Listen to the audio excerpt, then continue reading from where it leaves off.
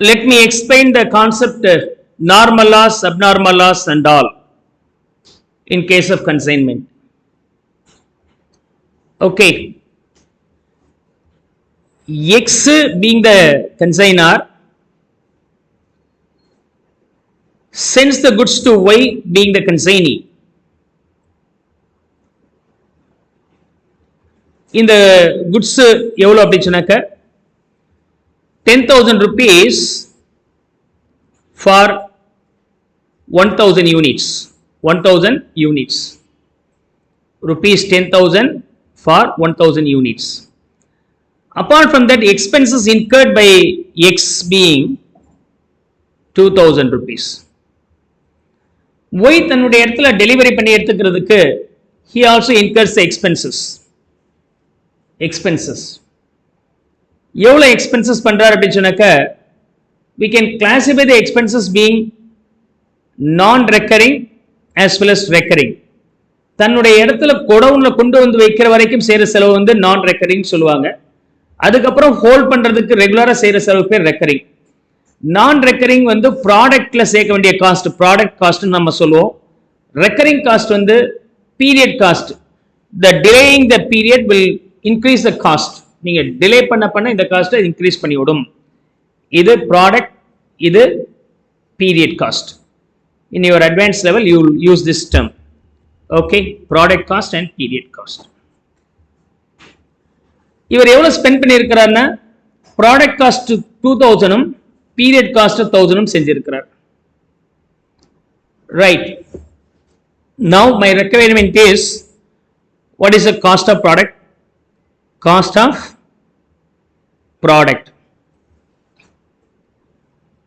at Y's place. At Y's place. Y ஓட பிளேஸ்க்கு வரும்போது இதோட காஸ்ட் என்னன்னு கேட்கிறாங்க.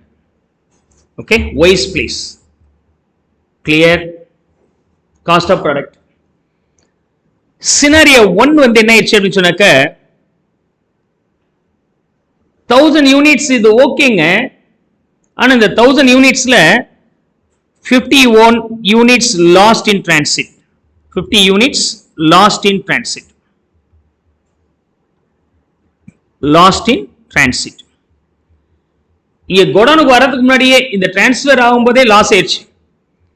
And also it is assume to be normal 1. 1000 அனுப்புனா அதுல ஒரு 50 போயிடுங்கிறது நார்மல் சார், அவாய்டே பண்ண முடியாது அப்படிங்களா? அப்ப என்ன சார் பண்ணலாம்? நார்மல் லாஸ் ஆக இருந்தால் யூனிட்ஸ் குறைப்பீங்க, வேல்யூவை குறைக்க மாட்டீங்க. அதான் லாஜிக். அந்த லாஜிக்ல போட்டு காமிக்கிறேன்.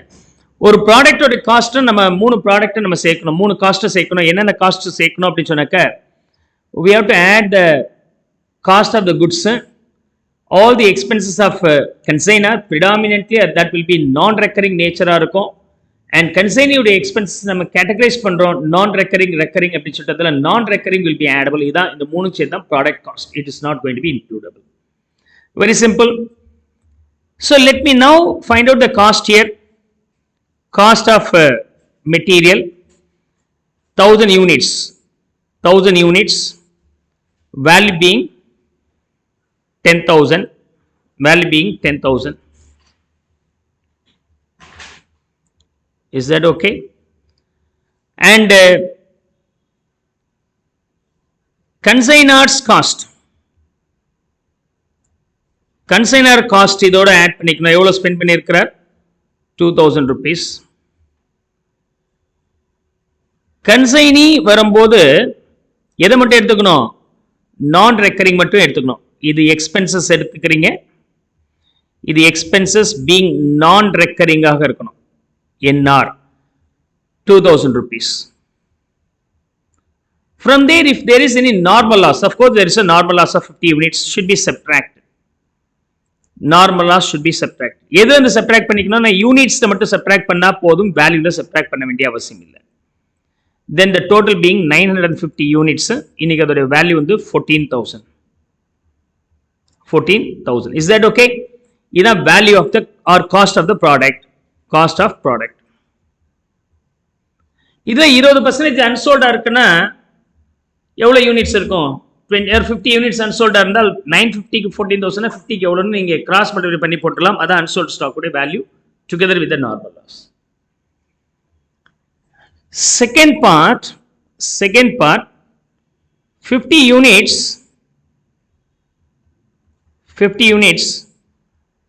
lost in transit. யூஸ்வலாக இந்த மாதிரி டிரான்சிட்ல லாஸ் எல்லாம் ஆகாது. தெஃப்ட், சின்னத டேமேஜ், ஃபயர் ஆக்சிடென்ட் அப்நார்மல் ரீசனாக இருக்கு. This is not normal, this is being abnormal reason, named as abnormal loss.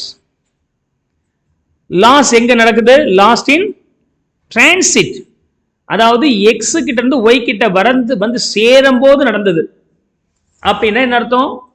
Y இந்த செலவு பண்ணியிருக்க மாட்டார். ஒய் வந்து தன்னுடைய நான் ரெக்கரிங் எக்ஸ்பென்சஸ் செலவு பண்ணியிருக்க மாட்டார். இப்போ இந்த சம்மை எப்படி ஒர்க் அவுட் பண்றோம்னு பாருங்க. Cost being number of units 1000 units, value being 10,000.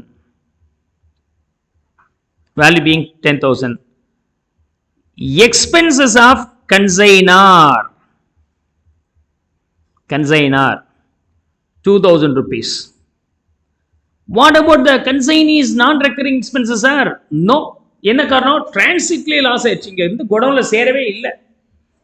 அப்ப அங்கிருந்து கொண்டு வர்றதுக்கு, அதாவது லாரி டெப்போல இருந்து ஒய்யோடைய கன்சைனீஸோடைய வேர் ஹவுஸ் கொண்டு வர்றதுக்கு செய்ய வேண்டிய செலவு அவர் செய்யவே இல்லை. போய் கணக்கு பார்க்கிறார், எத்தனை யூனிட் இருக்குன்னா அவர் தெரிஞ்சிச்சு 50 யூனிட்ஸ் போயிடுச்சு அப்படின்ட்டு. He spends all other expenses only for 950 units. அப்ப இந்த இடத்துல நம்ம என்ன பண்ணி ஆகணும்னா, first of all we have to subtract the abnormal loss before adding. அப்ப 1000 units 12,000 rupees. From there I am going to subtract abnormal loss being 50 units. 1000 units 12,000 இருந்தால் 50 units எவ்வளவு இருக்குன்றத கிராஸ் மல்டிப்ளை பண்ணுங்க. 50 units ஓட வேல்யூ எவ்வளவுங்க வருது? 600. am I right? Yes or no? 600. So இப்ப 950 units தான் lorry டெப்போக்கே வந்திருக்கு. அதோடைய வேல்யூ 11,400. அந்த காஸ்ட் ஆஃப் த ப்ராடக்ட் எவ்வளோ அப்படின்னு சொன்னாக்க, இப்போ எக்ஸ்பென்சஸ் ஆஃப் என்னது? Non recurring expenses of consignee should be addable. Non recurring expenses of consignee should be addable on this எவ்வளோங்க அது? 2,000. அப்ப 950 யூனிட்ஸ் உடைய ப்ராடக்ட் காஸ்ட் எவ்வளவு இருக்கு அப்படின்னு சொன்னாக்க 13,400 will be the answer. 13,400 will be the answer. Is that okay? 950 units உடைய value being 13,400. Okay. Clear? So this is the second content. Third scenario என்ன ஆயிடுச்சு அப்படின்னு சொன்னாக்க 50 units lost in transit, lost while in godown,